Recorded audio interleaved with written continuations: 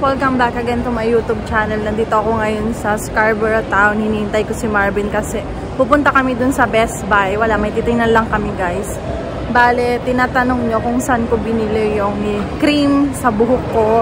Dito guys, papakita ko sa inyo. Dito sa Scarborough Town. May 14 nga pala ngayon. Tuesday. So, dito. Yan. Yung nakikita nyo kulay pink na yan. Kyokian. Yan, nakasale sila hanggang katapusan. Check natin. Ay, may naka-display na nga. Ito. Papakita ko sa inyo. Ewan ko lang kung meron pa rin hanggang ngayon. Kung may stock pa sila. Siguro naman na yan. Ayan yung mga naka-sale guys. Ito siya. 89,942. Kaya pasok tayo sa loob. Isang part nga ba yung nakalagay? May gusto nga akong pangkilay dito eh. Parang nasa $5 ata. Ay, ubos na. Hala, ubos na guys. Out of stock na. Guys, ito daw maganda rin daw to sa mukha. 21.99. Eh, pag-ipunan ko muna, medyo mahal. Tapos ito naman yung toner. Magandang toner din. Ayan. Pag-ipunan ko yung mga pang Korean skincare. Kasi maganda talaga siya. Ano nga lang, pricey ito. $29.99 guys. Pero matagalan naman yan. Ito pa yung isang magandang toner daw. Kaso mas mahal pala siya. $35.99. Dito na lang tayo sa dito sa $29.99 mas mura siya, tapos mas malaki pa siya kasi ito ilang ml to, 250 ml, ito naman 150 ml lang. Tapos serum, ano kaya magandang serum nga, nasan ba yun? May magandang serum eh. Ito naman yung serum na maganda guys, naka-sale siya 15%. Sabihin ko kay Marvin next, ay hanggang katapusan nga pala to, kailangan makabila ako ng katapusan, sorry. Ano pa? Yun lang, tinignan ko lang. Tapos yung kilay na, pangkilay na gusto ko, nasaan siya? Nandito ata yung pangkilay guys. So, yung pangkilay, ito. Ang ganda itong pangkilay dito. Ito, to. Ito guys, ito mas bet ko yung parang medyo gray siya. Para bagay sa kulay ng buhok ko. Kasi black yung buhok ko eh. Kaya ako kasi nung black na ikikilay ko. Sobrang dark kasi tingnan sa akin. Ano siya eh, naka-sale siya parang nasa 5.9 na lang, 5.99 siya regular price. Punta na tayo guys sa sa Walmart kasi papunta na si Marvin. Ay, call it spring. May bet ako ditong heels guys, papakita ko sa inyo. Ayan guys, yung gusto kong heels dito. Gusto kong bilhin para sa graduation ni Marvin pero nagdadalawang isip ako kasi 59.99 siya. Sinuot ko siya nung kasama ko si Marvin, tapos sabi ni Marvin bagay sa paa ko. Eh, hindi naman ako masyadong mahilig din magpapalabas ng paa. Lalo na pag summer na, sabi kasi nila sobrang init talaga. Talagang mangingitim. Kaya yun, hindi ako nagbibili ng mga heels. Kaya sabi ni Marvin, bilhin ko na daw kasi nga bagay sa paa ko para may masuot din ako paminsan-minsan. Kasi binigyan ako ni Ate Lovim ng mga heels, yung mga close yan. Parang mga style ganyan guys, close yan, mga ganyan. Binigyan ako ni ate. Pero wala akong ganitong heels. Kaya nagdadawang isip ko kung kukuha ba ako. Dito guys sa Arden, kaya din ng budget yung mga pang outfit o OOTD. Ayan, mga naka-sale naman. Madami rin silang sale pero wala pa akong balak bumili pa. Mukhang maganda to Pero gusto ko talaga yung salamin na as in black. Parang tinted, ganyan. Parang, ay, nalaglag. Balik natin. Punta na tayo ng Walmart guys kasi nag-message na si Marvin. Ito yung dati kong work, the barber shop. Kaso wala na dyan yung mga dati kong katrabaho. Lahat bago na as in. Nagsipag-resign na sila. So sabi ni Marvin, dun daw ako sa second floor. Nasaan ba ako? Sa ground floor. Dun daw tayo, akyat daw tayo dun. Hintayin niya ako or hintayin ko siya doon sa sa taas, sa labas ng Walmart. Ayan guys, yung sushi. Hintayin natin si Marvin. Punta kayo muna ako Miniso. Wala lang, mag-check lang ako sa Miniso ng mga, ay hindi, pasok na lang ako. Pasok na lang ako dito, tingin ako ng mga, ay, nasa nga pala ako. That's my bebe. Puti yarn. Wow, di ka na nagja-jacket Bigating ka na eh. Dito kami dadaan guys, palabas, papuntang Best Buy. Dito kasi yung Best Buy eh. Ano ba to, likod na ang STC na to? Likod no? Ayan, tara! Ngayon na lang uli kami makakapunta dito sa Best Buy dito sa Scarborough Town. Lagi kami dun sa Eton eh. parang laging napuntang Eton, no? Mainit na, no? Ah, ang cute ng doggy. I miss my Sian and Talia and Freya. Tatlo yun. Oh, nandito na tayo sa Best Buy. Saan tayo pupunta? Baka may mag-a-assist dito. Wala ba ditong yung ano? Mahal lang case dito. Grabe. Uy, sarap yung kinakain niya, hotdog. Wala, mag-check lang uli kami. Hindi naman kami bibili. Mamanifest lang kami. MacBook. Ito ang bet ko. Yung ganito kalaki lang, guys. Hindi para pwedeng bit-bitin. Medyo malaki to eh. Manifest. Magkaroon ng ganito. Hindi nga nagmumura to. Ba't ganun? Every year naman ata to. Iba-iba kasi to eh. Parang, 2022 pa to. Ay, hindi pala. Oo nga, 2022. 2022? Ito 2024. Luma na pala to, Beo. 2022 to. Ito 2024. Anong pangalan ba to nito? Hi. Ano bang name nito? Gusto ko na nga yung Osmo ba yung pinakita ko sa'yo. Maliit lang. Ayun ba yun? 614 yun na. Oo nga no. Hindi, ito yun. Yung may ganito kasi yun eh. Ba't mas mura to? Hindi ko alam. Maganda rin kayang camera na ito. Check ko nga. Pero gusto ko nga yung Osmo, bebe. Ito yung gusto ko, bebe. Oh, ayan oh. Ayan, kasi may pwede siyang lagyan din ng ano. Yung Osmo, di ba sinend ko yun sa'yo? Yung maliit na camera lang. Para hindi siya maganong kalaki. Ang liwanag. Ang puti ko dun, sigurado. Ito guys, yung gusto ko. Yung maliit lang. Pero nasa yung pinaka-camera niya. Kasi hindi ito yun eh. Alam ko battery ito eh. Nasaan? Be, yung kay ano, kay Hein. Iyan yung camera nila. Masira agad. Yun lang. Huwag papabagsakin. Ang ganda oh. Ganda. Ito lang pala yung Superstore, bebe oh. May ano dyan, Asian store ata yan eh. Oo nga, Superstore. Dito lang pala yung Superstore na yan. Ayan guys. Anong bibili natin merienda? Nagugutom na ako. Wala din tayo may meriendahin sa bahay eh. Noodles na naman.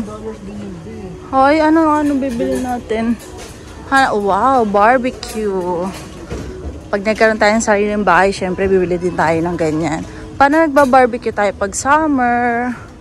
Dun sa Al Premium, nasa $5 mahigit. Dito $6.97, halos $7 na. Mas mura dun, bebe. Dun sa may atin. Kaya dun tayo mag-grocery. Check din kaya tayo sa Costco pag tayo. Punta tayo ng Costco. Kala mo member na no mag-aya sa Costco. Bebe, ito na lang. Magkano ba to? $5.97. 10. Yan na lang. Oo, mukhang masarap to ah. Parang sarap ah. Chocolate na naman. Ito. Mukha itong masarap din no. Kasi ang unti lang eh. Ay, ako ng banana. Banana ba yan? $5 banana bread. Ay, ako ng banana bread. Ito na lang. Ayan. Hindi masarap yan. Ay, dito na lang. Wow. Yaman. Gutom na ako. Buti na may water ako dito. Kainin na natin to. Buksin at nagugutom na. Gutom na siya. Mag-washroom ka muna. Pahingi ako. Pahingi ako. Gusto ko yung madaming chips. Ito, madami to. Guys, ang init ngayon. Tinanggal ko na yung jacket ko. Nilagay ko lang sa ulo ko. Konti lang yung hangin. Ang init talaga. Hindi kami magja-jogging ngayon ni Marvin kasi ang sakit ng katawan ko na bigla ata. Ang sakit dito. Yung parang yung mga taba-taba. Dito, yan. Ang sakit talaga. Grabe. Sa isang araw na lang kami mag-jogging ni Marvin. Every other day kami magja-jogging. Para hindi naman mabigla daw yung katawan ko. Si Marvin walang nararamdaman na masakit eh. Ako lang. Ang daming masakit sa katawan ko. Pagpahinga ko muna tapos bukas ulit kami. Let's go. Saing yarn. Sasaing na si Marvin guys para bukas. Tapos check natin kung ano pang laman. Sisig. Ito na lang yung laman ng aming ano siya ka mga itlog siya ka tuyo. Tanongin mo ko ba kung ano meron sa Thursday. Anong meron sa Thursday sa inyo? Barbecue party. Uwian mo ako ah. Sana uwi. Pero bakit? Anong bakit? Bakit merong ano? Do you have a joke for today's video? Hindi ko kasi ano yun eh. Ano? Long weekend daw. Papa-barbecue party sila. Sana all. Thursday kasi. Magpaano ka naman? Mag-joke ka naman. Bigyan mo naman yung mga viewers natin ng joke. Joke for today's vlog. Kalimutan kayo.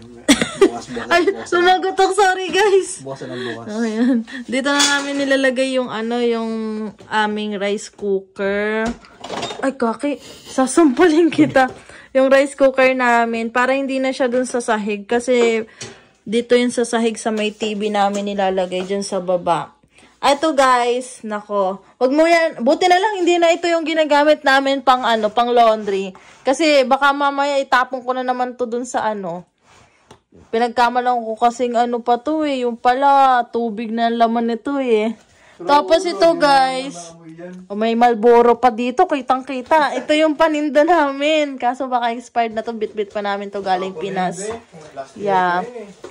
Tapos yung lobo na yon, pinadala ni Marvin ng birthday pa ni birthday pa ni, sino nga to? Si Matea, nung April pa yan. Buhay na buhay. Tapos ito yung regalo ko kay Marvin. Dapat guys, tig-isa kami yung bigay ni Tito Ray. Lalabas kami ni Marvin. Doon kami sa park sana kanina. Tinamad naman si Marvin. Sana kami, maglaro kami nito. Tapos pinapanood namin tong kay paano ba i-pronounce yung pangalan niya? Mikey? Mikey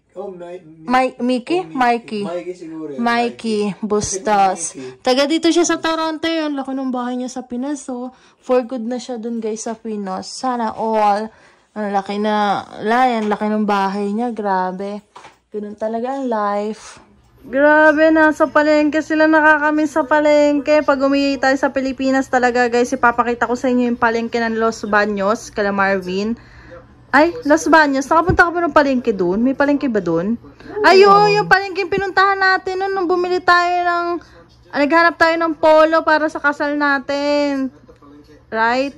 Hi, Reggie! How are you? Dr. Reggie, nag-vlog pa ako. Ayun, oh my God. Guys, magtututbrush na rin ako. Nakita ko yung Hi, Reg. Hi. Hi, Reg. Hello. Bali kasi, nag-Facebook ako kanina, guys. Nakita ko yung may nag-post sa Tayabas naman. Ang dami kasi ngayong festival ngayon sa Quezon. Pahiyas Festival ngayong May 15, guys. Bali, tapos na yung sa piyesta ng Sampaloc, Quezon. Tapos, bulihan naman ang alam ko dun eh. Bulihan Festival ata. Tama ba? Or sa amin yun, sa Mauwan. Tapos ayun, sa Tayabas naman, may pinost na Yema Johan. Bali, may mga Yema. Kasi alam ko sa Tayabas nagsimula yung Yema eh. Pakita ko yung picture. Ayun yung picture guys, na nasa kalsada na sa isang street, puro Yema. Sila dun, magkakain-kain. Hindi ko alam, parang ngayon ko lang to nalaman na may ganito pala sa Tayabas. Kasi diba, syempre Lokban ako nag-aral, kalapit lang yun ng Tayabas. Pero yung talaga, pahiyas talaga sa Lokban. Ngayong araw kasi yun. May 15 na kasi ngayon, umaga ng May 15. Talagang dami yung dun guys. Kaya sabi ko kay Marvin, sana one time makauwi ako sa Pilipinas ng May. Kasi may bala kong umuwi talaga ng summer. Kasi piyesta sa Patong, dun sa lugar kung saan ako pinanganak, sa Calbiga Summer, guys. Ang saya din ng dun. Tapos, ayun nga, sabi ko May.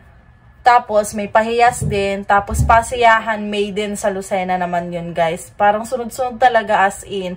Kaso, hindi ko maabutan yung piyesta sa namin, sa bayan namin. July naman yun, July 15. Tapos, ang next naman nun, August, Nyog-Nyogan Festival. Sa Lucena naman yun, guys. Meron labanan ng mga street dance ng bawat bayan. Tapos, labanan ng mga, parang muse nila. Panlaban ng bawat bayan din. Ang saya din, guys. Siyempre, hindi ko na maano rin yung mga ganyong event kasi siyempre, mahal ng pamasahe. Hindi naman pwede ako mag-stay na matagal sa Pilipinas pag nagbakasyon. Pinakamatagal lang na stay natin sa Pilipinas kung sakali 1 month lang, diba?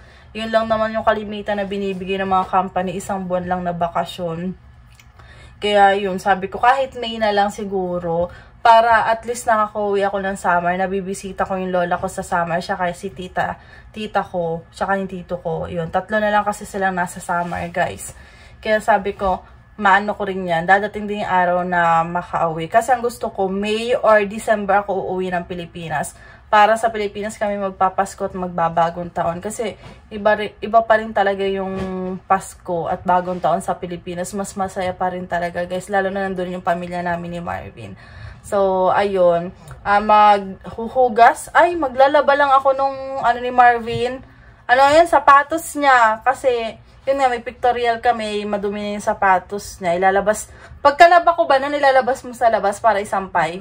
Ayun. Tapos nag-ask din kami kala tita kung pwedeng isampay namin yung, yung jacket namin sa backyard. Kasi, jacket, yung namin towel. Pero alam ko bawal ata. Bawal ba? Hindi. May may sasampay din ata sa backyard. Para naiinitan naman yung towel namin, guys. Kasi, 'di ba pag naliligo kami ng umaga ni Marvin, 'di ba sa yung mga towel namin nakalagay lang sa hindi masyadong natutuyo agad. Ayan, bumili si Marvin ng long sleeve kasi para sa trabaho niya. Bumili siya saan ka bumili? Sa Value Village. Magkano yan, be? $6. Ayan. 3 yung binili niya, guys. Saka isang pantalon. Kasi, ba't long sleeve ang napili mo? Kasi malamig doon? Hindi. Malamig din. Tsaka madumi, be. Yun. Madumi din daw.